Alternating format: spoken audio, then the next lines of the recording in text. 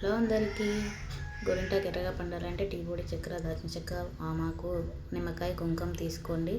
ఒక గిన్నె పెట్టేసి దాంట్లో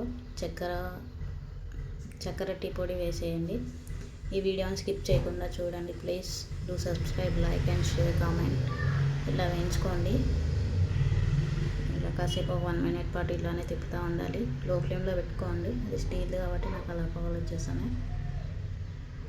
అలా వేయించుకోండి. ఒక 1.5 minute పాటు అలానే వేయించుకోండి. నెక్స్ట్ ఆ గిన్నె వాటర్ పోసాం కదా, దాంట్లో హాఫ్ కావాలి, అవన్నీ ఇనికిపోవాలి. హాఫే కావాలి. హాఫ్ అయ్యేదాకా మనం మరిగించుకోవాలి. ఇలా చేస్తే మన గోరింటాకు చాలా ఎర్రగా పండుతుందండి. దయచేసి లైక్ చేయండి, కామెంట్ చేయండి ప్లీజ్. ఇలానే తిప్పుతూ ఉండాలి. నెక్స్ట్ దాల్చిన చెక్క వేసేసుకోండి. అందులోనే నిమ్మకాయ వేసేసుకోండి. నెక్స్ట్ కుంకుమ కూడా వేసేసుకోండి. ఇంకా ఎక్కువ వేసుకోవాలి. నా దగ్గర కొంచెం ఉందని కొంచెం వేసుకున్నా. వామాకు వేసుకోండి. ఇది వేసుకొని చాలాసేపు మరిగించుకోవాలి. హాఫ్ కావాలి. వాటర్ బాగా ఇనికిపోవాలి. ఆ కప్పులో నిండుకు పోసే కాబట్టి సగం అయిపోవాలి. బాగా ఇనికిపోయాక ఒక గిన్నెలోకి తీసుకొని చల్లారబెట్టుకోండి.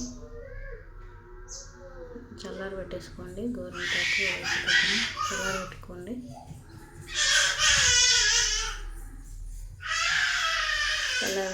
ఇప్పుడే చూస్తున్నట్లయితే లైక్ చేయండి, కామెంట్ చేయండి. చల్లారిపోయింది గోరింటాకు. ఇది చూసి మిక్సీలో వేసేసుకోండి. గోరింటాకు మిక్సీలో వేసేసుకోండి. ఇప్పుడే చూసిన వాళ్ళైతే like, comment, share, please share చూసేయండి. ఇది మొత్తం వేసేయండి. అందులో మొత్తం వేసేసి మిక్సీ పట్టేసుకోండి.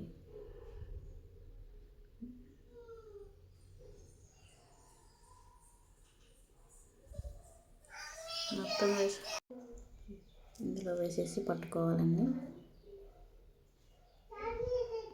మిక్సీ మొత్తం మెత్తగా పట్టేసుకోవాలి.